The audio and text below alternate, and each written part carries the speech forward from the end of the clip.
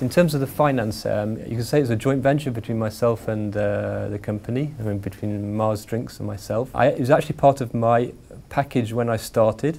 So as I said, I'd left Lavazza with the idea of setting up my own business or doing something else. So when Mars Drinks approached me to work for them, I insisted that they would support me in terms of financially and also to give me the time to do my MBA. And I think that's in common with most people in my course. I met very few people who had all of their EMBA financed completely by their companies. And I think it also makes you more implicated in doing the course, knowing that there's a personal sacrifice on some level involved in doing this. I found them very, very approachable, all of the teaching staff. So you could go up and ask them questions before or after the lectures. In any subject, there was always a specialist in the audience on that subject, so there was much more frank exchange, and I think everybody benefited from that. And there was a great feeling that everybody wanted people to succeed and to get the most out of the course. Chance to study for 1 week in near to Boston, in Babson College, and another week in Beijing in Tsinghua University, which are affiliated, I think, with the HEC EMBA course. I don't think until you actually do the EMBA course you realise quite how much it is a challenge. So on the personal side, it means you don't see your family as much and that you spend your evenings and your weekends working.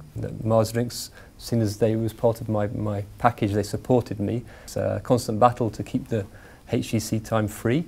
So it helps to have an understanding employer and an understanding family. The EMBA course, from a professional standpoint in the short term, my direct boss has left, so I've taken on an interim general manager role, which is, I think, something would not have been offered to me. So I've got the opportunity to manage a small business unit. We're 45 people. It certainly gives, I think, the employer the confidence to say yes. You know, he's got the academic and professional background to do it, so we'll give him a chance. In the longer term, it will enable me to progress on a professional level. So now if I was actually going to do it, I would have both the skill set, the confidence, and probably the network of contacts in order to do it. I already have recommended it to both the colleagues and friends, and I think that's one of the...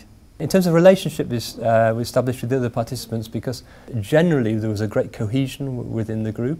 It was certainly because you share, as I said, so much time together during the MBA course. I think particularly the people in my group, the 8 of us, you know, we came. I actually spent more. I calculated spent more time with them during the 18 months than I did with my family. So you sort of they become a sort of a second family. You develop certainly close relationships, and relationships which can be on a personal and professional level can serve you for the future. I think there's this sort of this network which springs up inside the group and within the overall.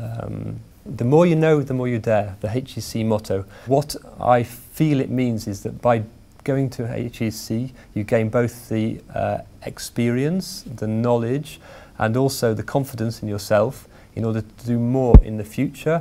And I would say on a personal and a professional level. So that's what it means to me. It's quite, I think it's something that everyone does the EMBA course will understand at the end if they didn't do it at the start. And I think it's really to do with that. It's to do with knowledge and confidence to do more in the future.